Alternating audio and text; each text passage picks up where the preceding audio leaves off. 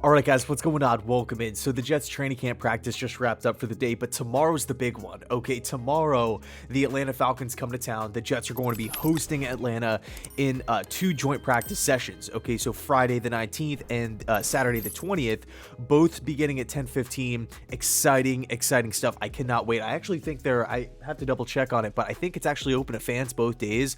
So, I mean, if you're going, please let me know how it is down below in the comment section. I love joint practices, right? Just two teams in a practice setting. Guys are really fighting for roster spots here. Everybody's giving it 100%. There's more on the line. The energy is there. The competitive fire is there. I just love joint practices. And of course, both practices are coming ahead of the preseason game, which is Monday night. And I actually believe it's going to be on prime time, right? ESPN, so everybody can watch it. So I'm really looking forward to it. But as far as today's practice goes, it was up and down. There were some bright spots. There were a couple down moments in practice, but in the middle of practice, news actually broke from the NFL that Deshaun Watson is going to be suspended 11 games and fined $5 million. So, I mean, obviously that plays into effect because the Cleveland Browns are not only on the Jets schedule in week 2, but they're also in the AFC, okay? So if Cleveland is losing games because of the quarterback position, it just sweetens the Jets' chances a little bit as far as a possible playoff picture is concerned. So something to note. Whether it was the 6 games, whether that number got reduced a little bit or increased, the chances of Watson playing against the Jets in week 2 were pretty slim to begin with, but when we just look at it from a football perspective, it does sweeten the Jets' chances a bit. Now, as far as the injuries go, Quinnen Williams was out there, okay? That was really big because he's been dealing with an ankle injury. Saleh said it wasn't really that big of a deal, but he hasn't practiced the last 2 days, so I'm happy he's healthy. He's ready to go, especially for these joint practices coming up. Dwayne Brown was out there, which is great to hear because over the last couple of days, I mean, really since he's been signed, it's just been conditioning work. Now, he wasn't in team drills or anything like that, but he was doing positional stuff. So baby steps here, one step at a time. And I would rather the Jets play it safe than be sorry. It's an extremely thin position.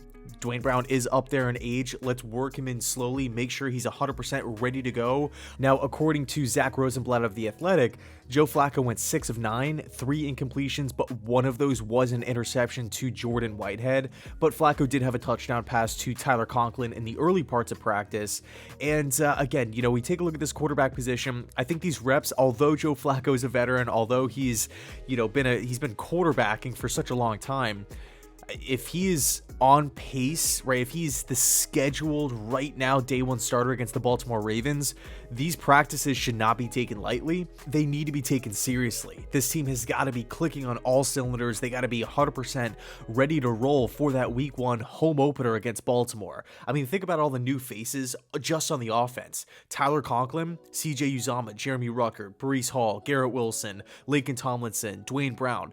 There's a lot of players there. That wasn't like 2 guys. Like, all of those guys, all those players are expected to be bigger contributors for this football team this upcoming season. So you got to build the chemistry. No ifs, ands, or buts about it. Now, Jets legend Joe Klecko was actually at practice today, which is just flat out awesome. I mean, we all heard the great news yesterday. He was one of the finalists for the Hall of Fame, and now he just needs 80% of the votes by the full committee. And as Rich Cimini pointed out, he's on the doorstep of Canton. Okay, so super exciting stuff. And unfortunately, I never got to watch Joe Klecko play. I've seen highlights. I've seen little, clips and snippets here and there of how dominant of a player he was.